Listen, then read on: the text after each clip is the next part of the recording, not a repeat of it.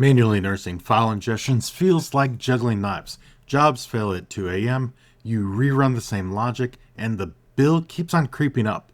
Think of your Lakeflow declarative pipelines as the self-driving car for your data. You set the route once, you take your hands off the wheel, and it drives itself. It collects, it cleans, it promotes data automatically. Under the hood, Databricks tunes the performance for you. It scales when needed, caches intelligently, it skips any redundant work, it is faster, cheaper, and automated. Today, I'm going to build a live DLT pipeline that ingests files from a Databricks volume, and we will move those files through bronze, silver, and gold. We're going to do it in a way that is reliable and cost-aware. By the end, you can recreate this with Python and in your own Databricks free edition. I've built hundreds of pipelines from SQL Server to Databricks. The setup is one of the cleanest I've ever used. Here's the catch. If you miss 2 small steps, your pipeline's not going to start. I'm going to show you those steps and fix them live. As you can see, we have a simple file generator here that's going to drop some CSV and JSON files into a Databricks volume. Here is the path. Volumes, bronze dev, DLT demo files, demo synthetic data, and then file ingestion. Here, we're going to create a new Lakeflow declarative pipeline. We are going to read from that path with our autoloader. Then we're going to be able to union our CSV and JSON data in bronze, and we're going to clean it, then validate it into silver, and then we are going to finalize that by aggregating all of that into our gold layer. I'm going to code it all in Python DLT, and I'm going to show you where the SQL version maps exactly. Now, let's take a look at our generator notebook or script. You'll see that we have some libraries that we're ingesting. We are creating our schema and our volume variables, and basically this script writes our timestamped CSV and JSON data to our volume path. A few rows have a null email on purpose so that I could demonstrate that cleaning for you. That lets us show that the data quality expectations are working in silver. Why use a volume here? Volumes are workspace managed and Unity catalog is governed. They will feel local, but they are secure and auditable. That gives you easy demos and production grade controls. I just want to go through this real quick with you. We have a couple of functions here. One is our random email generator, and then the second one is our function for creating our records.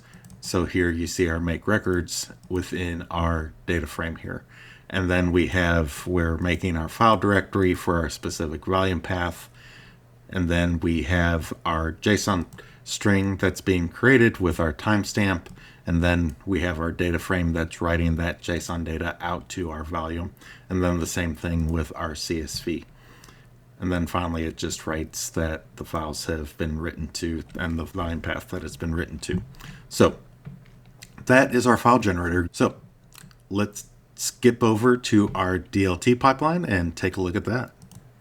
All right, so for the next part, we're going to create our DLT pipeline. Click on ETL pipeline, and we are going to start with an empty file. Here, it's going to give me the folder path where it's going to save it. This is my GitHub linked workflow path, and so this actually is where I want to save it. So we're going to select that, and the language is going to be Python. All right, so this opens up our window to put in we're going to use Python tonight. You could also use SQL to do this, but we're going to use Python tonight. We have our Lakeflow declarative pipelines editor on. You turn this on and off, but generally you're going to leave it on if you get this, what you're going to do. When we get to the part where we run this, we're going to see the actual DAG get created on the right-hand side here. So our graph of what's happening is going to get created. So you'll see that here in a moment. Super excited to jump into this with you all. All right, here we're going to start with setting a couple of variables. We're going to set our volume path, which again is our volumes, bronze dev, DLT demo files, synthetic data, and file ingestion. We're going to set our option outs for our JSON data. So we're going to say, tell it to infer column types as true include existing files as true, and schema evolution mode is add new columns. So that way, when new columns come into your data, it's going to automatically evolve your bronze, at least, to that new schema. It's going to add those columns for you and ingest that data. Now we're going for our CSV. Here are our CSV options, which are going to be our JSON options, plus letting it know that there is a header in our CSV file. Now we're going to write our bronze in our Python with our Python DLT here. I'm going to read our JSON and our CSV from the volume. And here's important detail here. Each reader uses a file type of global. So JSON only sees JSON, CSV only sees CSV. This prevents the schema pollution and those invalid characters and column name type errors. So that is what you see here. So for our DLT table, we have our bronze raw. We have a comment just to add the comment to that node in the graph. We have our table properties. Our quality is bronze. And then we have our function that actually does the work, right? We have a couple of options in here for our JSON data frame and then our CSV data frame. So again, we have a read stream. We're using the cloud files because that's our auto runner. Cloud files is the auto runner for Databricks. And our format is going to be JSON for the first one, and it's going to be CSV for the second one. And we're passing in those options, right? These dictionaries that we created with our options, we're passing in to these Spark read stream functions that we're creating here. And then we're going to return our JSON data frame, and we're going to select all, union by name, and we're going to union with that CSV data frame, again, all of it, and allow missing columns equals true. Again, so that when schema drifts, which it will, then it's not going to kill our pipelines. So that is this part. Next, we're going to jump into Silver. I'm going to read this out for some clarity here. We have our decorator, our at DLT.table, and here, again, Silver clean. We're cleaning the records with normalized email and typed timestamps, and our quality is silver. Now, that is super important here, right? We're setting our quality, we're providing documentation in our node, and again, super important to do that. Next, we have our expect or drop. This is an important piece here too, because again, this is the quality piece. It's either going to accept what we're accepting, right? Or it's going to drop that record. So the email is not null. And again, this is kind of our name of our expectation. And then this is the actual rule, right? Email is not null. Looks like one of our cases in a where statement. And then we are also going to expect that the ID must exist, right? So ID is not null. So those are things that have to be there. The autoloader is going to handle our discovery, our incremental ingestion, our checkpointing, and again, that schema evolution. So important to have that in here. This is why the pipeline is both simple and robust. Now, Silver is where we clean up and validate the data. We're normalizing these emails, we're casting as a timestamp, we are setting a watermark, and then we're enforcing these two expectations that we just talked about. And the functions that we just went over. The watermark here is critical. Streaming aggregations require watermarks to exist. It bounds the state of what's going on. It keeps our memory under control, and it keeps the next step legal and fast.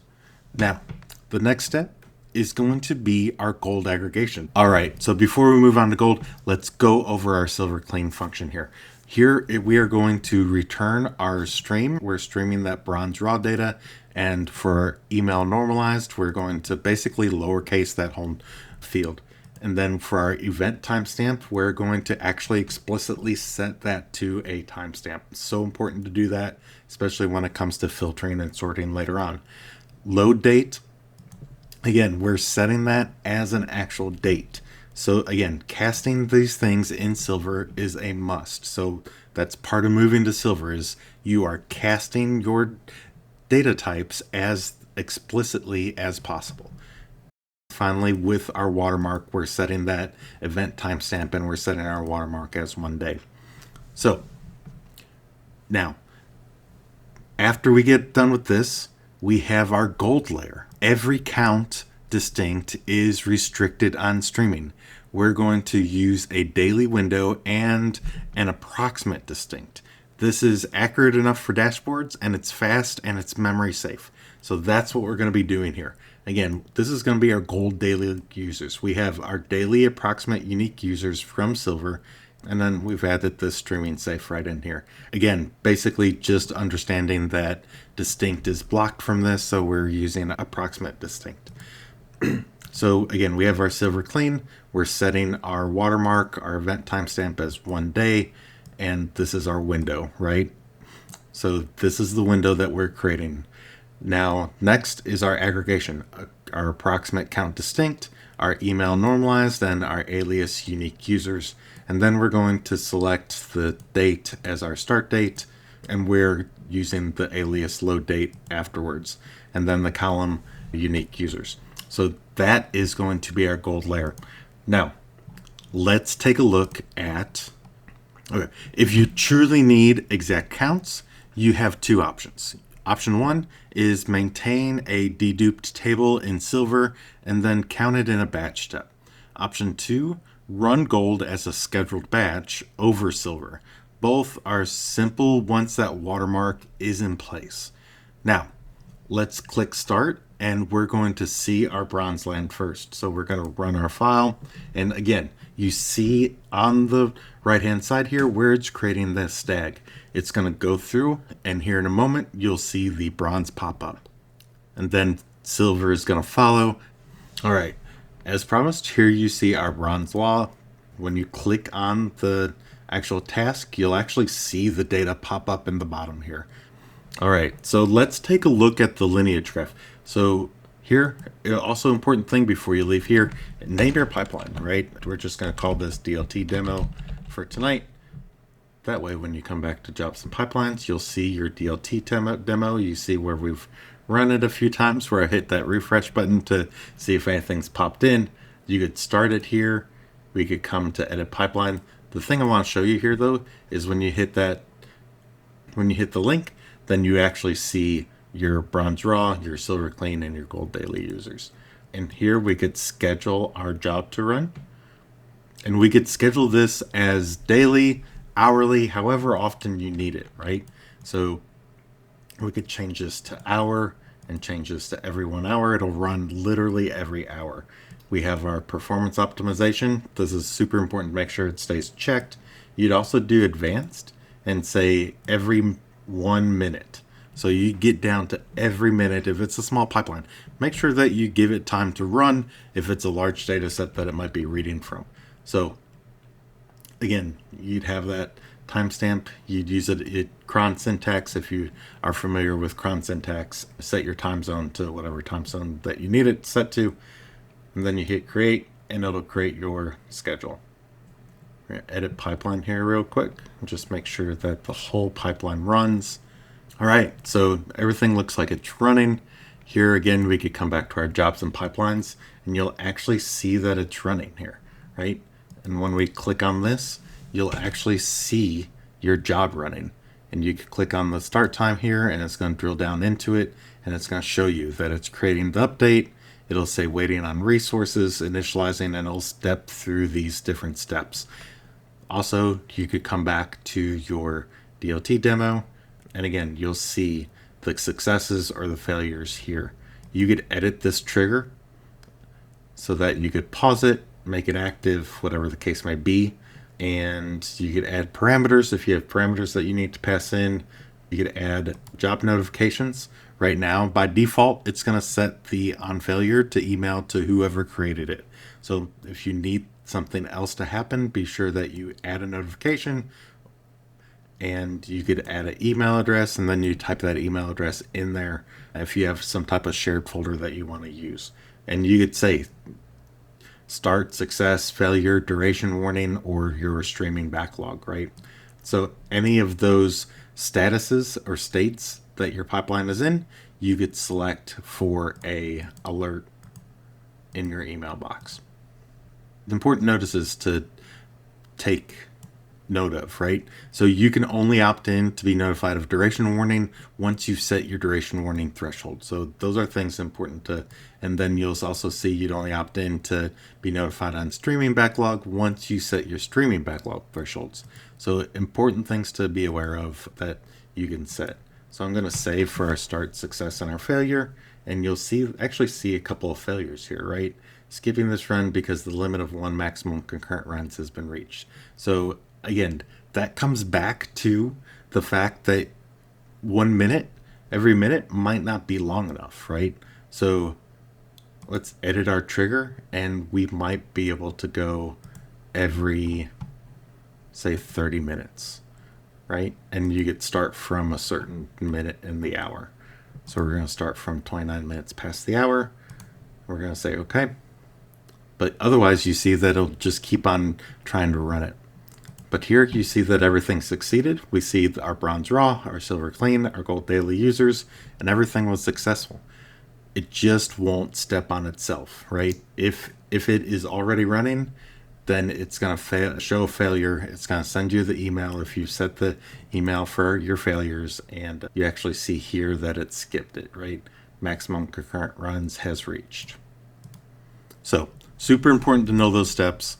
Super important to be able to set those things, right? So if you prefer SQL, the mapping is pretty much 1-to-1. You use that cloud files twice in bronze, add your expect clause in silver. You use your approximate run count distinct with your window in gold.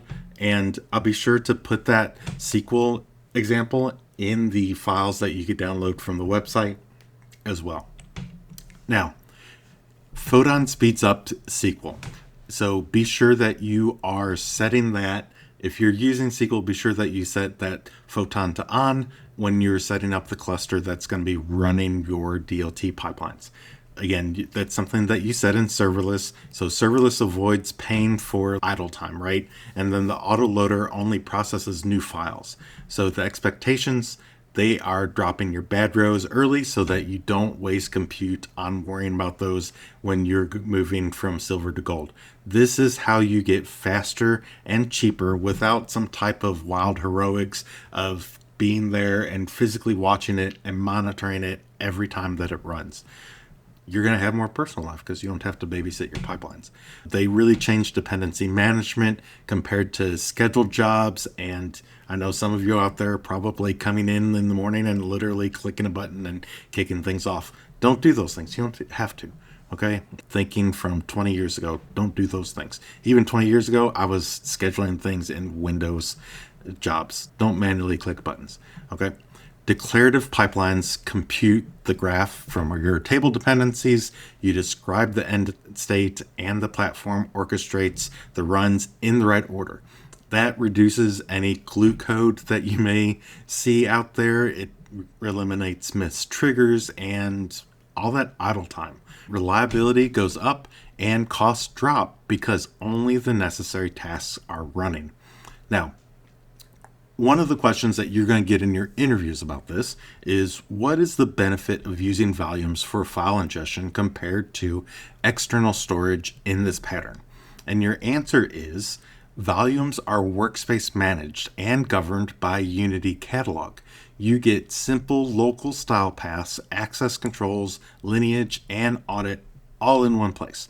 For demos and many production cases, that reduces complexity.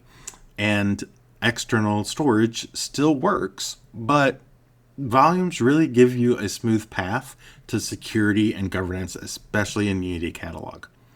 Now, here's one more interview question for you. How does schema inference, schema evolution, and schema expectations in DLT reduce maintenance overhead? Autoloader infers and tracks schema so new fields don't break the job. Schema evolution adds columns safely, and expectations document the rules in code. They produce metrics and handle bad rows early. That means that there are fewer hot fixes and faster incident recovery. I put this free declarative pipeline setup checklist on my website along with the scripts that we talked about tonight, and it follows those exact steps.